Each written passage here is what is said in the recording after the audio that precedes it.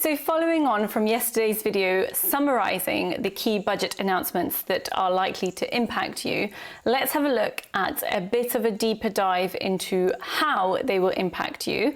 And actually tomorrow we're going to look at how they will impact the UK economy, because I wanted to do that all in one video, but actually it will be way too long of a video. So we're going to split it into two. So today it will be just a bit more of how it impacts every individual person. And then tomorrow we'll look at the overall economy. So first of all, the biggest one, and that is the income tax threshold freeze. So this is one that I know people don't understand. So I wanted to spend a bit more time on, and just through a TikTok video that I saw, I know that people don't understand this fully. So let's have a look at this. Essentially, the thresholds at which you pay tax have been frozen now until 2031. So this was first implemented back in 2022. I think actually it was done even before that, and then there was a break, and then once again since 2022.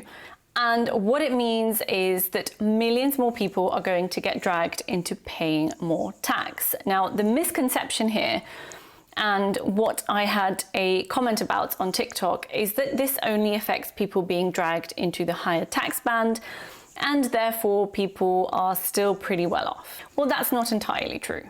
So what this actually means is that the line at which you start paying either 20% or 40% is not moving with inflation, which it has in the past. So previously, every year, the government would move up that threshold so that when you got inflation pay rises, you wouldn't be dragged into paying more tax. So essentially, if your salary goes up now just by inflation, more and more people are going to get dragged into paying those taxes. So this is actually called fiscal drag. You may have heard that term before. And actually, this does not just affect the people getting dragged into the 40% tax bracket. So let's have a look at this chart. Now, this chart from the OBR shows the three different categories of people that will be affected by this. Now, you can see the yellow line is new taxpayers brought into income tax at all. And for those of you with a keen eye, you may notice that actually the yellow line is the yellow bars are actually the highest, which means the majority of this income, the majority of this revenue that will be raised by people getting dragged into paying tax is going to come from new taxpayers. Now, the next one, the green one, is existing taxpayers bought into the higher rate tax band. So this is people who currently pay 20%, but will get dragged into paying 40%. And the smallest one that has minimal impact is existing taxpayers who pay the 40% being brought into the additional rate band. Now, the blue line shows the additional government receipts that will be generated through this additional measure. And yeah, you can see here at the bottom that it actually began in 2019, then was unfrozen, and then frozen again since 2022. And it has pretty much stayed at that 12,570 since. So here's some simple numbers to show you how this works. If you don't need this, then just skip ahead to the next one. So let's look at the first band. So the people who will start paying tax at all, who don't pay tax currently. This could be pensioners, for example. So I believe the BBC is predicting that around 1 million pensioners are going to get dragged into paying tax when they don't currently pay any. Or it could be a part-time worker. Let's assume we have a part-time worker whose salary is currently £12,000. Now, this is below the current threshold, so this is below the 12,570. So they are paying zero income tax. Now, let's assume that their salary goes up to 13,000 over a few years, but the allowance is still 12,570. That now means that their taxable income is the bit above that threshold, so £430. So basically you take 20% of that and you end up with a tax bill of £86 per year. So their pay went up by £1,000 over the course of a few years, but their tax went from 0 to 86. Now, this is a very oversimplified example because obviously it's just going from 12K to 13K, but a slice of that pay increase that they've had goes to the government just because the thresholds haven't moved. Now, the second one is more basic rate earners going into the 40% tax bracket. So the higher rate threshold is frozen at about 50,270, I believe. So let's assume someone on a decent salary of £45,000 gets inflation type pay rises each year. So in the first year, their income is 45,000. All income above that 12,570 threshold gets taxed at 20%, and they get no tax at 40%. Now let's assume that after 5 years, their salary has increased to 52,000 and the thresholds are still frozen. So between 12,570 and 50,270, we have 37,700 that we're taxing at 20%. Now, the bit that they are earning above that 50,270, £1,730, is now going to be taxed at 40%. So essentially, they will pay an extra £692 in tax that they wouldn't have had the thresholds kept in line with inflation. So essentially, in summary, you get pay rises to keep up with inflation, if you're lucky, but the tax-free allowance and the tax thresholds stay the same. So if you were under the threshold previously, you may now have to pay tax for the first time, or if you were at a basic rate of tax, you may slip into the 40% bracket. The end result is that whilst your headline salary goes up, a bigger share of it is taxed. So the extra money in your pocket is much smaller than you expected. And this is what we call the government taking a slice quietly. Stealth tax, essentially. Next is a 2% increase on taxes on dividends, savings interest, and rental income. So when it comes to the interest on savings, essentially, all of the saving tax rates are going up by 2%. So the current tax rates are exactly the same as your normal income tax rates. So if you are a basic rate taxpayer, you pay 20%, if you're a higher rate, 40%, etc. But from April 2027, these rates will go up to 22%, 42%, and 47%. So it will complicate things a little bit, but it's worth noting that this only affects you if you earn more interest out of your savings than your personal allowance. Now, this is a really common misconception because the savings allowance isn't how much you are allowed to have in savings, it's how much interest you're allowed to earn before you have to pay tax on it. So for basic rate taxpayers, this is £1,000 a year. So you can earn £1,000 in interest and not pay any taxes on it. If you are a higher rate taxpayer, that goes down to £500. So if you make £500 of interest on your savings, then you have to start paying those taxes. Now, the plain English takeaway here is basically, firstly, this doesn't affect you unless you earn a lot of interest on your savings. And secondly, it doesn't affect you if you have your cash in a cash ISA. Now, you need to keep now as much of your money as possible in ISAs. If it wasn't important before, it is mega important now, both savings and investments, because dividend tax is also going up by 2%. So essentially, if you hold any shares outside of an ISA that pay you dividends, you will probably pay a little bit more tax on the dividends you receive. And I say probably because we still have, whilst very small, we still have an allowance on dividends. Now, over the long term, this really does chip away at your returns. So again, just to highlight, you need to keep your investments as much as possible in an ISA. Obviously, if you are investing more money than the ISA allowances, then there's nothing you can do. And it's still better to get £100 of dividends minus an extra 2% than it is to not get them. But we just need to be more savvy now with actually utilizing ISAs. Now, the current basic tax rate on dividends is 8.75%, which means it will go up to 10.75%. The higher rate, so if you are a higher rate taxpayer, you will pay currently 33.75%, and when this comes in, 35.75%, so over 35% in tax on dividends. But the little bit of good news is that if you are an additional rate taxpayer, your rate will remain unchanged at 39.75%. Now, there are also some changes to taxes on rental income. There will now be separate tax rates for rental income.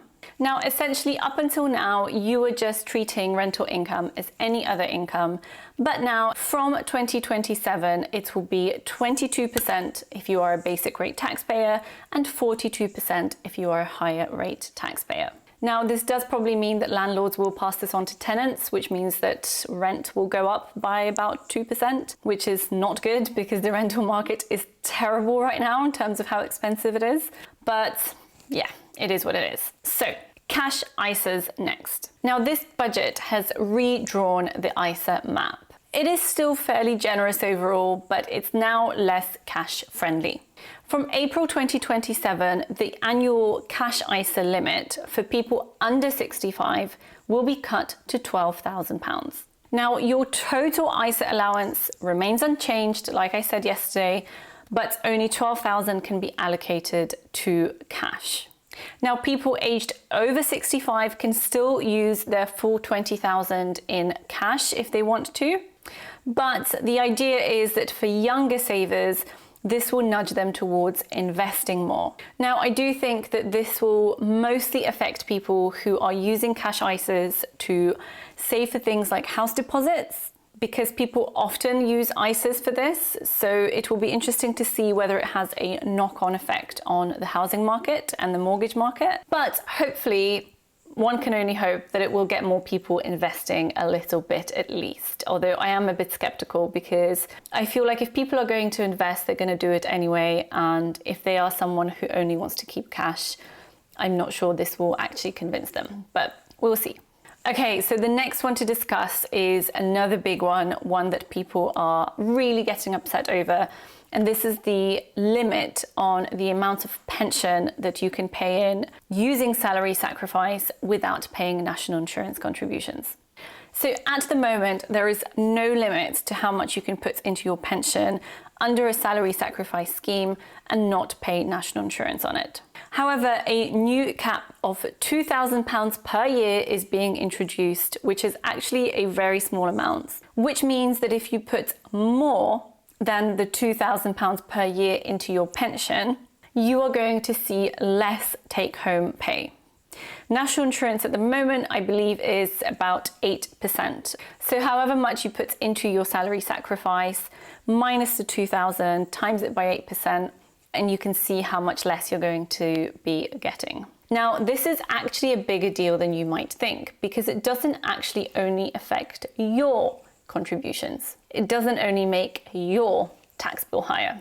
It also affects employer pension contributions. That means that your employer is now also going to be faced with additional national insurance contributions on what they put into your pension.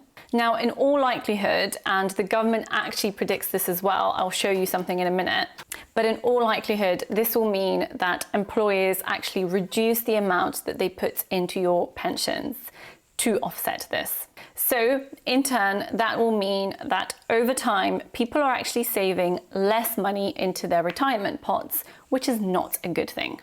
So this is the chart I'm talking about, and we'll look more in detail at it tomorrow. But if you have a look here, we've got the national insurance on salary sacrifice pension contributions. You can see that it is forecast to bring in 4.7 billion in the first year that it gets implemented, and then only 2.6 the following year, because they are expecting employers to adjust how they contribute to pensions. Now, the next thing is scrapping the 2-child limit on child benefits. Now, this will impact approximately 560,000 families. And the general consensus seems to be that the average that this kind of family will be better off by is £5,000 per year. So if you have more than 2 children, you are likely to see a few extra £100 per month in your pocket. Next is the tourist tax. I actually love this one, and don't come at me in the comments, but think about it. It is such a small burden on each individual person, but overall it adds up to huge sums of money. If you are going to be staying somewhere that implements the tourist tax, and I have a feeling that maybe London is going to adopt it because I believe the mayor has already sort of praised the idea, so we'll see. But if you stay for about a week, then you are only looking at about an additional cost of your stay of £10. Now, this isn't breaking the bank, right? But just to think, how many tourists come every year to London? If every tourist pays an extra £10 for their stay for the week, do you know how much revenue that's going to generate for London? Now, this is in so many countries already. Like, I'm so used to paying this when I go on holiday that I think it's actually probably the only good thing, the only thing I agree with in this whole budget, but that's just my personal opinion. And don't forget, this is actually discretionary and not all cities will implement it. I believe there are already a few mayors that have come out and said they are not going to implement this in their cities. So we'll see. Next is the gambling tax. Now, remote gaming duty actually jumps from 21% to 40%. So this is for all online casino style type websites. And a new 25% duty applies to most online betting from 2027.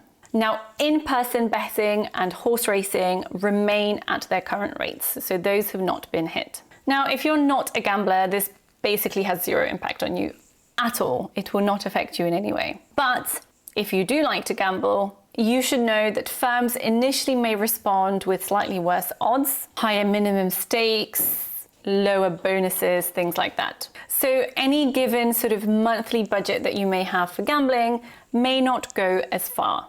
It effectively increases the cost of the habit and, in theory, discourages the behavior. And the final one to talk about is the electric vehicle tax. From April 2028, a new electric vehicle excise duty is going to be applied, and it will charge 3 pence per mile for pure battery electric vehicles and 1.5 pence per mile for hybrids, plug-in hybrids. And this is on top of the normal road tax. So the way that this affects you is that if you do have an electric vehicle and you do, let's say, between 8,000 and 10,000 miles per year, you would face roughly 240 to 300 pounds of extra costs every year. And this kind of partly offsets the whole benefit of having an electric vehicle, where you're meant to have a cost advantage over petrol or diesel. So this will make those vehicles less attractive. This does mainly affect higher mileage EV drivers because if you are just driving around in town, you probably won't see much difference. Now, the whole idea of this is to replace the lost fuel duty as cars go electric, and it kind of makes road taxation a little bit more of like a pay-per-use style tax. It does help to sort of fund road maintenance and keep the finances a little bit more stable, but it does kind of reduce the long-term advantage of owning an electric vehicle, which could actually slow adoption of EVs if they don't offset it in another way. Okay, that's it for today. Don't forget, tomorrow we're going to look at the overall UK sort of summary of this, the whole sort of government view. Give it a thumbs up if you learned something, and see you tomorrow. Bye.